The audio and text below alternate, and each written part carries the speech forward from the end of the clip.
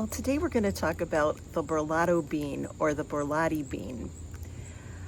It came to us from Central America, well, Central and South America. It made its way to Europe.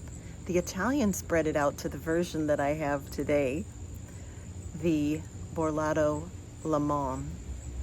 And I love it. It has a little bit thicker skin and a red streaked pod, and it's delightful, especially at the demi-sec stage.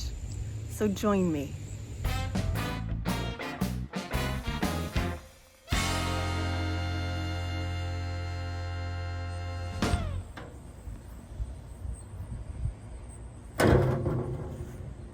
Today's job is the Borlottos. I have my wheelbarrow for debris. I have my trusty trug for the harvest and my clippers, and I'm ready to go. So this is really good hanging right next to each other. This one is starting to dry off, so I am going to snag that one and let it finish drying off and save it for seed. And then I'm just going to harvest all of these. Ooh, that one only has really one good one in there, but one good one is fine. Ooh, now that one seems to be starting the dry off process too, so I'm going to let it just dry off. We like to pick them at this stage, the demi-sec stage. And then I freeze them.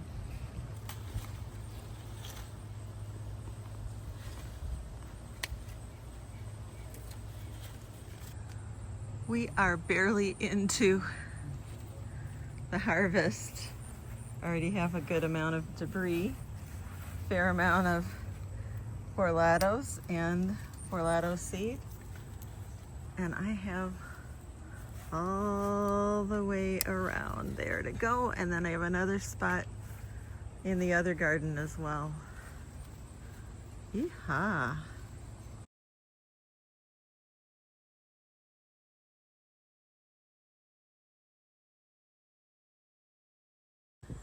So we're well into the beginning part of this project. I guess so excited to start harvesting these. We're like, if we take the bunny fencing down, it would be a bit easier.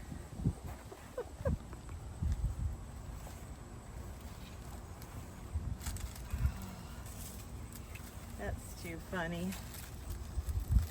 This will make it easier though.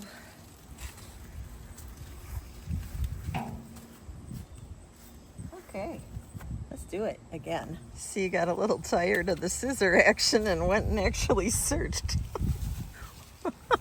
Found yourself.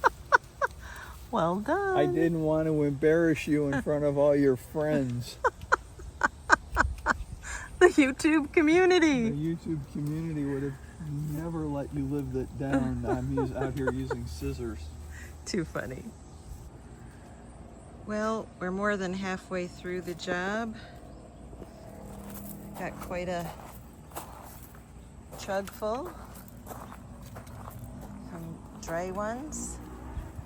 And Al is getting this all cleaned up, and the next thing that's going to go in here will be peas.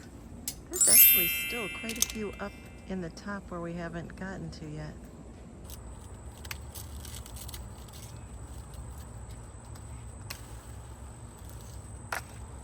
Wowzers, that looks cool.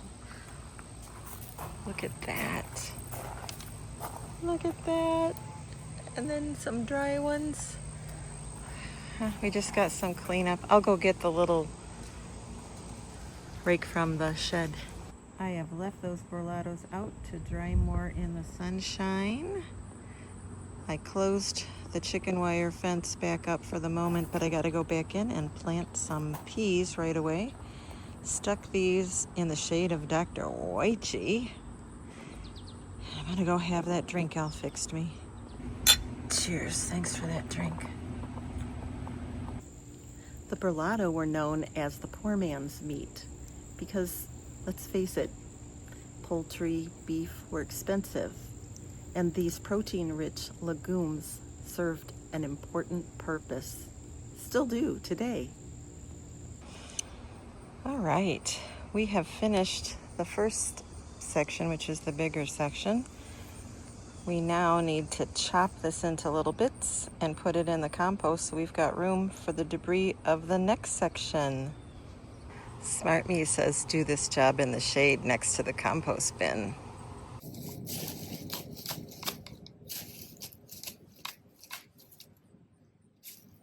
Smarter Me says go get the other half to help.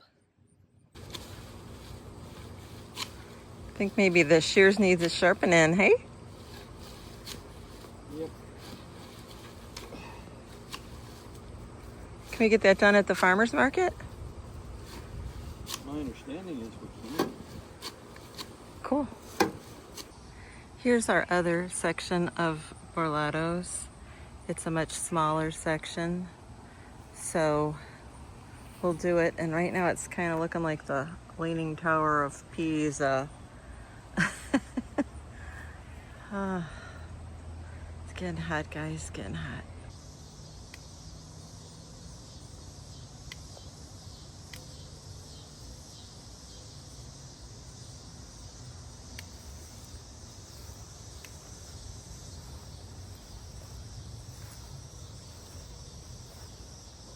My job today is to get these out of their containers onto the plate to dry out a little more. But you can hear that sound? They're rattling in there. They're drying off.